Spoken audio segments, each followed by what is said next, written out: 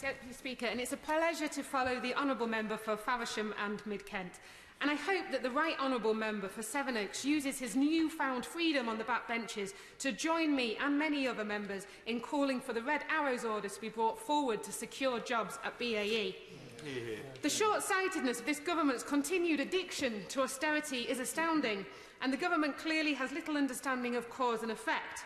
But I hope with this speech, Mr Deputy Speaker, that I can convince the Chancellor to make a proactive decision which will save the NHS England money in the future. On the 18th of October, I led a Westminster Hall debate on transvaginal mesh. Transvaginal mesh has been used to treat stress incontinence on the NHS for 20 years, and it is the most commonly used mesh implant. More than 120,000 UK women have had this in the last 10 years. Prolapse mesh has been used on the NHS since 2002, and this is placed either vaginally or through the stomach. The draft NICE report, expected for publication in December 2017, announces that vaginally placed prolapse mesh must only be used in research context, and we know that this is surgeon code for do not use. Mesh was ruthlessly marketed as a quick, inexpensive fix, and a recent report shows evidence that they think about 10% of women are suffering complications after surgery. This week, representatives from the APPG on surgical mesh met with campaigners from Sling the Mesh, and during that meeting, Kath Sanson illustrated the cost of mesh failure to the NHS. Mesh-injured women have long-term costs for pain medication and removals, and nobody yet has realised the extent of the increased health costs because of our fragmented NHS. Mesh-injured women are an unplanned extra cost and an already overstretched NHS budget. For example, my Hull and East Riding Hospital Trust has an £11.5 million deficit. Many mesh-injured women suffer chronic pain and urinary infections. Many have leg pain, ranging from moderate to severe. Some are in wheelchairs or using sticks to help them walk. Risks are serious, forever and devastating. Many mesh-injured women claim benefits. Some work reduced hours and claim working family tax credits. Others are on PIP or disability benefits. Kath mentioned 4 women during the APPG meeting and the cost to the NHS, and I've just got time to give you 2. Joanna is an NHS administrator. She costs the NHS £180 a month. In 11 years, she has cost the NHS £55,000.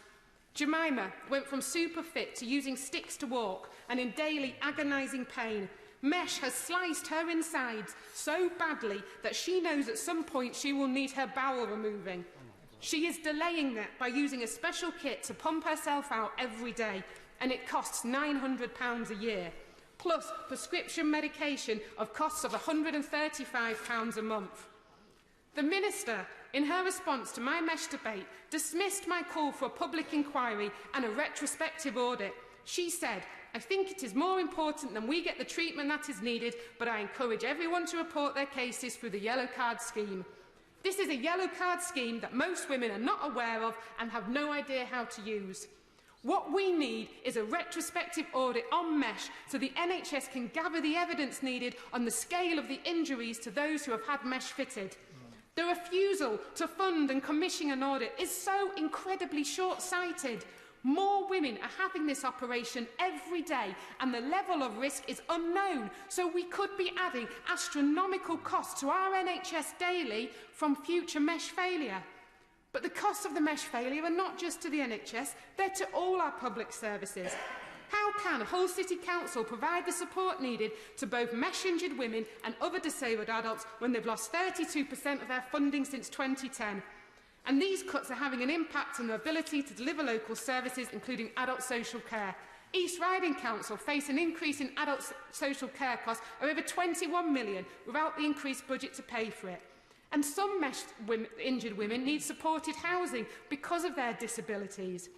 And many of these mesh-injured women are suffering with both depression and anxiety, adding more pressure and demand to our already overstretched mental health services.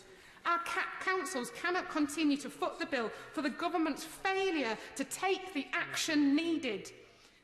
They need budgets to provide the services for everyone, and one way the government could save money for our NHS and save money for our councils is to fund a retrospective audit for all those mesh-injured women and save future costs of treating and caring for them in the future. Because, Mr Deputy.